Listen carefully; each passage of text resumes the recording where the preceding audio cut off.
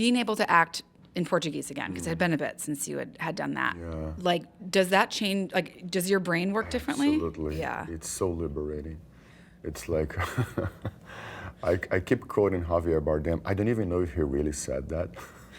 I have to ask him this.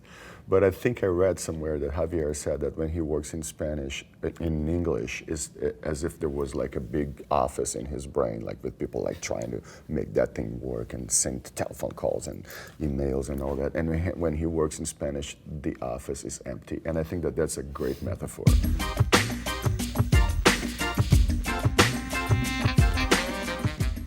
He used to be a critic, and in 2005 we met there. I was there with a film, and Kleber was there as a critic, and we connected, and then I felt a very nice connection with him. And then I started to see his films, like right after he directed some shorts. I'm like, oh my God, this is the critic's short, they're amazing. And then I saw his first feature film, which it's a film called Neighboring Sounds, and then I thought that was one of the greatest films I had ever seen in my life. It was like, it really moved me. And from that day on, I was really obsessed in working with him. But what really connected Kleber and I was politics, because from 2018 to 2022, Brazil was under a very, how can I put it? A dark period. Yeah, a very bad time in our history. And then I think that was sort of the genesis of, and Kleber and I suffered a lot because everyone who was vocal against the government, or like any fascist government, they would attack universities, press, artists. And I directed a film called Marighella. It was really hard to release the film in Brazil. Kleber suffered lots of consequences of the way he behaved there too. So we got together. And I think that this film is sort of comes from that moment, and that's not by chance that he sets the film during the dictatorship in 1977. How long had you been kind of thinking over this story?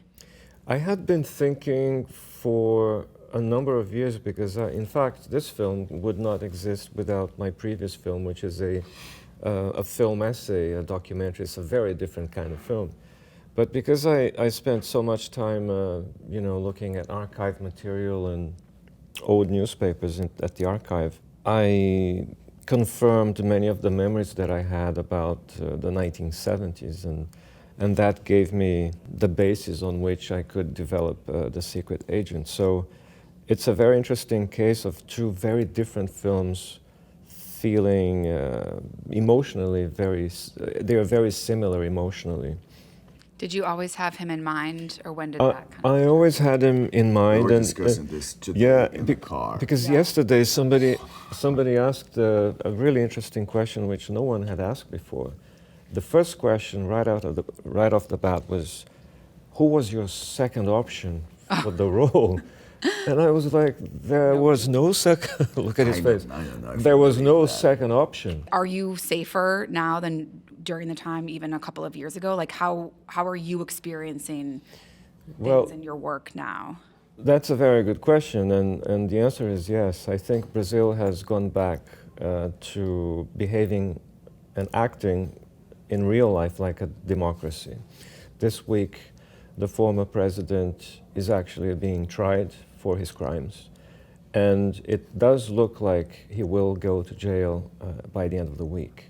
So this is a really interesting time in Brazil, and in terms of being an artist and working with culture and expressing your political views, it's just a normal part of life. I know people like that are 16, 17-year-olds, they go like, oh, was there a dictatorship in Brazil? They had no idea, and that's a very important thing. Our film is also about memory, and I think this is a very important thing.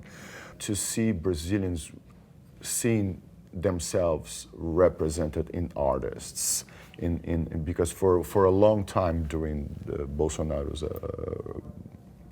period, artists we were so attacked with so many lies and horrible things, that to see Brazilians rooting for Fernando Torres and for Walter Salles and for the film and seeing and thinking like these people represent us, for me was the most special thing about that. Something that we're asking everybody who comes through is, what's the most extreme or intense place that you filmed a production? Well, I did this film called The Lead Squad, and in that movie we had to shoot like in favelas that were dominated by the drug trade. And then so in order to be there, we had to make a deal with the drug traffickers. And that was weird, you know, because we were there and they were around them with their guns, and they were like, it's all good, you're good, dude. Nothing's gonna happen to you. And I was all dressed as a policeman.